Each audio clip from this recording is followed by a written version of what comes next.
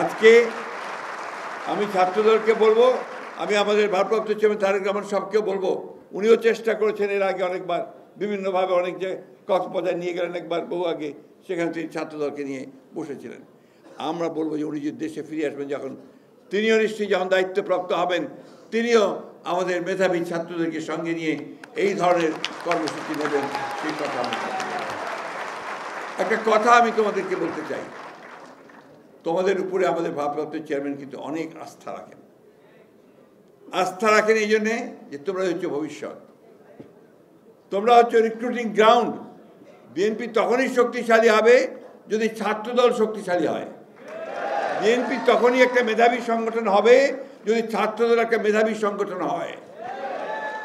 তোমরা লক্ষ্য করে দেখবে যে এখন বিএনপিতে যারা, এই যে তোমাদের বকুল ভাইরা থেকে শুরু করে যারা আছেন, সমস্ত কিন্তু ছাত্র দলের প্রোডাক্ট। আমি নই, কিন্তু আমি ছাত্র রাজনীতির প্রোডাক্ট, কারণ তখনও ছাত্রদল তৈরি হয়নি। আমি যখন ছাত্র, তখন তো পাকিস্তান আমলে, আমি তখন ছাত্রদল তার অনেক পরে তৈরি হয়েছে, বাংলাদেশ স্বাধীন হয়েছে অনেক পরে, আমরা যুদ্ধ করেছি। একটা কথা, আমি শেষ কথা তোমাদের বক্তব্য দীর্ঘ করবো না, এই লড়াইটা আমাদের কিন্তু এখন একটা অত্যন্ত একটা ক্রান্তিকালের লড়াই এসে দাঁড়িয়েছে। এই লড়াইয়ে আমাদের সবচেয়ে বেশি প্রয়োজন ধৈর্য, টলারেন্স এবং মেধার চর্চা করা। আর একটা বিষয় যেটা আমি সবসময় বলি, যে যুদ্ধটা কিন্তু অন্য জায়গায় চলে গেছে। যুদ্ধটা কোথায় গেছে? সাইবার ক্ষেত্রে। এখন সাইবার ওয়ার, সোশ্যাল মিডিয়া, এইখানে যে যত বেশি অ্যাক্টিভ, যত বেশি তার অবস্থান, সে তত জয়লাভ করছে। আজকে এই যে আমাদের বিরুদ্ধে বিভিন্ন রকম কথা বলা হয় দলের বিরুদ্ধে, তাই না? আমার ছাত্র দলের বিরুদ্ধে বিভিন্ন কথা বলা হয়, দেখবে যে ওরা অতি দ্রুত সেই সমস্তগুলোকে কাজ করে ভাইরাল টাইরাল করে দিয়ে মানুষের মনটাকে অন্যদিকে নিয়ে চলে যায়, ভাবে এটাই বোধহয় সত্যি, তাই তো নাকি? এই কাজটা কিন্তু তোমাদের করতে হবে। এটা তোমরা সোশ্যাল মিডিয়াতে অনেক বেশি অ্যাক্টিভ হও, শুধুমাত্র নিজেদের ছবি দিয়ে, একটা মিছিলের ছবি দিয়ে, পোস্টার দিয়ে কাজটা না করে আসল বিষয়গুলোকে নিয়ে তোমরা কথা বলতে শুরু করো। এটা তোমাদের দায়িত্ব, এটা তোমাদের দায়িত্ব। আমরা যারা বয়স্ক মানুষ, আমরা বিএনপি করি, আমরা সবাই এটা ভালো মতো বুঝিও না, কিন্তু তোমরা ওই মোবাইল সেটটা খুব ভালো বোঝো, তাই না?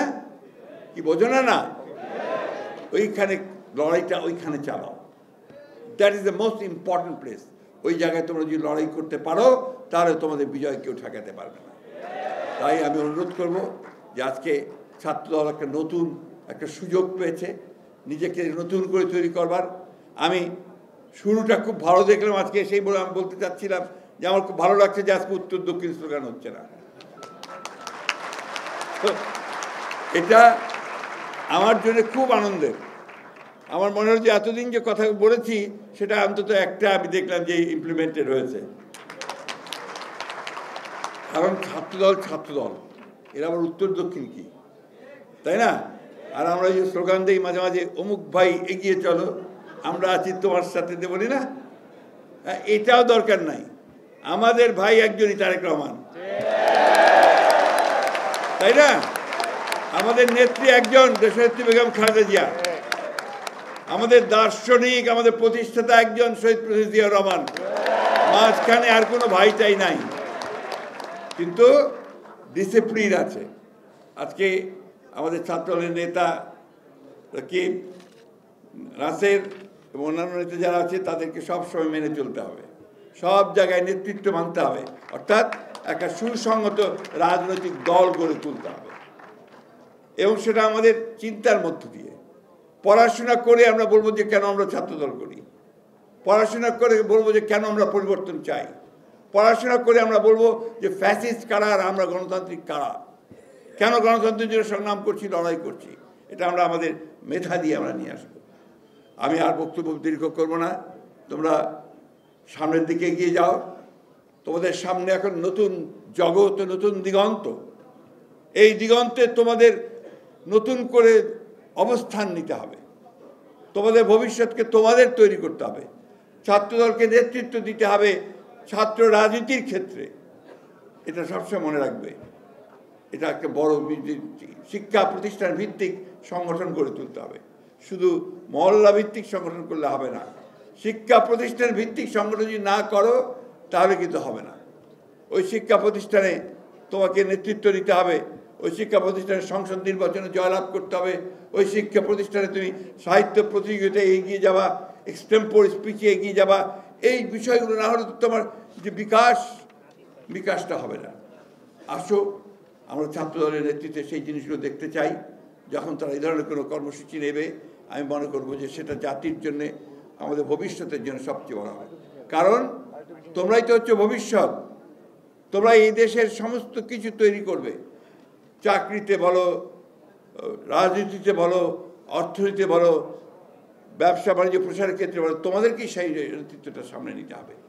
আমি সবশেষে আবারও ছাত্রদলের যে সাফল্য সেটা কামনা করছি, আর এই প্রত্যাশা করছি যে ছাত্রদল বিএনপিকে নেতৃত্ব দেবে, এইভাবে সে তৈরি হবে, এইভাবে সে নেতৃত্ব তৈরি হবে।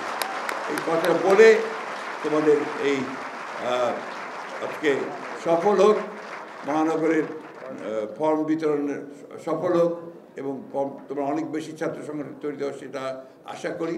সবশেষে এই কথা বলে শেষ করতে চাই, আসো আমরা সবাই মিলে, সেই বৃদ্ধ আর তরুণ কিশোর সবাই মিলে আমরা একটা বাসযোগ্য বাসভূমি বাংলাদেশ গড়ে তুলি, যেটা আমাদের স্বপ্নকে সামনে, যে আমাদের শুধুমাত্র ওই আন্দোলন, শুধুমাত্র আপনার সংগঠন এটা বললেই চলবে না। সেই সংগঠনকে শক্তিশালী করার জন্য আমাদেরকে অবশ্যই জ্ঞান চর্চাটা করতে হবে, এবং জ্ঞান চর্চাই হবে আমাদের এই প্রতিষ্ঠানের মূল কেন্দ্র। তা নাহলে কিন্তু আমরা এগিয়ে যেতে পারবো না। সেই জন্যই যারা মেধাবী তাদেরকে সামনে আনতে হবে, জানতে হবে, প্রতিটি বিষয় সম্পর্কে ধারণা থাকতে হবে। আমি নিজে ছাত্র রাজনীতি প্রোডাক্ট, আমি সে অনেক আগে, তোমাদের বহু আগে 60-এর দশকে আমি ছাত্র রাজনীতি করেছি ঢাকা বিশ্ববিদ্যালয়ে। আমাদের সময়ে আমাদের সংগঠন সেল তৈরি করতে, স্টাডি সেল, পড়াশোনার জন্য সেল গঠন করা হতো। সেখানে পড়াশোনা হতো, পরীক্ষা হতো, তারপরে প্রমোশন হতো। পদের প্রমোশন নির্ভর করত যে আমি কতটুকু জানি তার উপরে। এই বিষয়টা যদি আমরা চালু করতে পারি আমাদের ছাত্রদলের মধ্যে, তাহলে নিঃসন্দেহে ছাত্রদল হবে সবচেয়ে শক্তিশালী সংগঠন।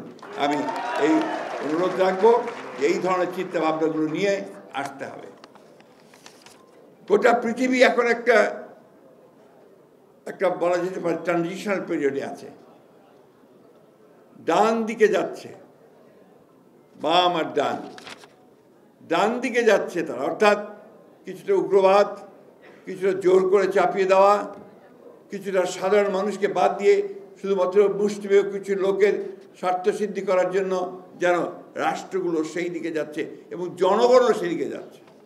কারণ সাম্প্রতিককালে যে ভোটগুলো হয়েছে, নির্বাচনগুলো হয়েছে, সেই নির্বাচনে আমরা দেখলাম যে এমন এমন ব্যক্তি নির্বাচিত হচ্ছেন যারা ঠিক জনগণের পক্ষের লোক নন। আজকাল তোমরা খেয়াল করে দেখবে যে আলোচনা হয়, যে কথাবার্তা হয়, সেখানে সাধারণ মানুষের কথা খুব কম থাকে। আমাদের দলের প্রতিষ্ঠাতা, যার আদর্শের উপর ভিত্তি করে তোমরা ছাত্র সংগঠন করছো, ছাত্রদল, তিনি কিন্তু পুরোপুরিভাবে ওই সাধারণ মানুষের মানুষ ছিলেন। তার প্রতিটি কাজে, তার প্রতিটি কথায় ওই সাধারণ মানুষের উন্নতি কী করে হবে, তার আয় কী করে বাড়বে, তার সন্তানেরা কিভাবে ভালো থাকবে, এই যে চিন্তা, এই চিন্তা তিনি করতেন। যার ফলে তিনি যখন গণতন্ত্রে ফেরত আসলেন, সেই ফেরত আসার পরে প্রথম কাজ যিনি নিয়েছিলেন সেটা হচ্ছে অর্থনৈতিক সংস্কার। এবং অর্থনৈতিক সংস্কারের মধ্যে প্রথম যে কাজটি তিনি করেছিলেন, যে তার আগে বাংলাদেশ ছিল একটা বদ্ধ অর্থনীতি, সমাজতান্ত্রিক অর্থনীতির কথা বলে একটা ভুল ধারণা দিয়ে সমস্ত মানুষের যে মেধা আছে, তার যে নিজেকে বিকশিত করবার যে ক্ষমতা আছে, তার নিজে যে উদ্যোগী হওয়ার যে ক্ষমতা আছে, তার নিজে যে বিনিয়োগ করবার ক্ষমতা আছে, সেটাকে রুদ্ধ করে দেওয়া হয়েছিল। শহীদ প্রেসিডেন্ট জিয়া রহমান সেটাকে পরিবর্তন করে বেসরকারি খাতে বিনিয়োগ মুক্তবাজার অর্থনীতি চালু করেছিলেন। ফলে কি হয়েছে, অর্থনীতিতে একটা নতুন ধারার সৃষ্টি হয়েছে, যে ধারার মধ্য দিয়ে উৎপাদন বৃদ্ধি পেয়েছে, মানুষের আয় বৃদ্ধি পেয়েছে, দেশের অবস্থার পরিবর্তন হয়েছে। কৃষিতে তিনি বিপ্লব ঘটিয়েছিলেন। শেখ মুজিবুর রহমান সাহেবের সময়ে তাদের দুঃশাসনের কারণে দুর্ভিক্ষ হয়েছিল, লক্ষাধিক মানুষ না খেতে পেয়ে মরে গিয়েছিল। অথচ শহীদ প্রেসিডেন্ট জিয়া রহমান সাহেব রাষ্ট্রপতির দায়িত্ব নেওয়ার পরে অতি অল্প সময়ের মধ্যে খাদ্যে উদ্বৃত্ত হয়ে গেলাম আমরা। এটা শুধুমাত্র তার যে বিপ্লবী চিন্তা ছিল, যে কৃষি বিপ্লব, সবুজ বিপ্লব, সেই কৌশলকে তিনি সফল করেছিলেন। তিনি নিজে গ্রামে গ্রামে ঘুরতেন, রাস্তায় রাস্তায় চলতেন। এটা ছিল তার খাল খনন কর্মসূচি। আরেকটা কাজ ছিল যেটা দিয়ে তিনি সেই কাজগুলোকে এগিয়ে নিয়ে যেতেন। অর্থাৎ দেশের উন্নয়নের জন্য, মানুষের কল্যাণের জন্য, মানুষের অবস্থার পরিবর্তনের জন্য সেই কাজগুলো তিনি করেছিলেন। শিক্ষা, এই অন্তর্বর্তীকালীন সরকার অনেকগুলো সংস্কার করেছে, সংস্কার কমিশন তৈরি করেছে। শিক্ষার কমিশন নাই, শিক্ষার উন্নয়ন কিভাবে হবে তার কমিশন নাই। আর একটু পানি দিতে, সবচেয়ে বেশি ক্ষতিগ্রস্ত যদি কোনো খাত হয়ে থাকে তো হচ্ছে শিক্ষা খাত। তোমরা ভালো বলতে পারবে আমার চেয়ে।